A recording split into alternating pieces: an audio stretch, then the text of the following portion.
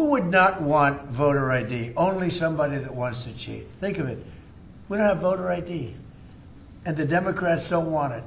And the reason they don't want it is because they want to cheat. I love saying, well, why don't you want voter ID? And you watch them say, I don't know, I just make them vote. No, it's a terrible thing.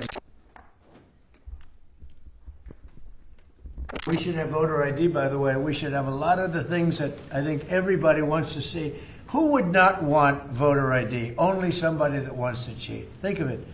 We don't have voter ID. And the Democrats don't want it. And the reason they don't want it is because they want to cheat. Because there's no reason in the world, and I love that debate, Lindsay. I love saying, well, why don't you want voter ID? And you watch them say, I don't know, I just make them vote. No, it's a terrible thing. Mr. President, what exactly did you mean when you said that you should nationalize elections? And which 15 states are you talking about? I want to see elections be honest. And if a state can't run an election, I think the people behind me should do something about it. Because, you know, if you think about it, a state is an agent for the federal government in elections. I don't know why the federal government doesn't do them anyway. But when you see some of these states about how horribly they run their elections, what a disgrace it is, I think the federal government, when you see crooked elections, and we had plenty of them, and by the way, we had them last time, but go to 2020 and look at the facts that are coming out. Rigged, crooked elections. If we have areas, take a look at Detroit, take a look at Pennsylvania, take a look at Philadelphia. You go take a look at Atlanta. Look at some of the places that horrible corruption on elections. And the federal government should not allow that. The federal government should get involved. These are agents of the federal government to count the votes. If they can't count the votes legally and honestly, then somebody else should take over. But the Constitution says it should be states that administer elections, Mr. President. Yeah, That's what the Constitution you know what? says. They can administer the election, but they have to do it honestly.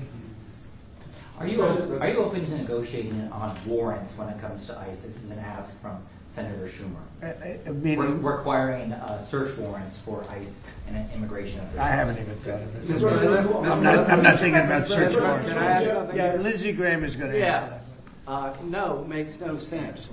If we have to get a search warrant to get 15 million people out, Schumer's telling me he doesn't want them out. It's the most ridiculous idea. They do have some good ideas, I think. But I've got a better idea. It's your idea. In sanctuary cities. On immigration, I know what I'm talking about. I've got the scars to prove it. Y'all are playing like Biden didn't exist. Y'all won't tell the American people about Lake and Riley. It's a one-sided debate. For 4 years, our border was obliterated. They let them come in by the tens of millions, and they want to go back that way. We're not going. So, Mr. President, stick to your guns. If you got reforms that make ICE better, more professional, talk to me. But you should embrace what I'm suggesting. As long as 12 states have sanctuary policy, they'll keep coming. Unfortunately, you won't be president forever.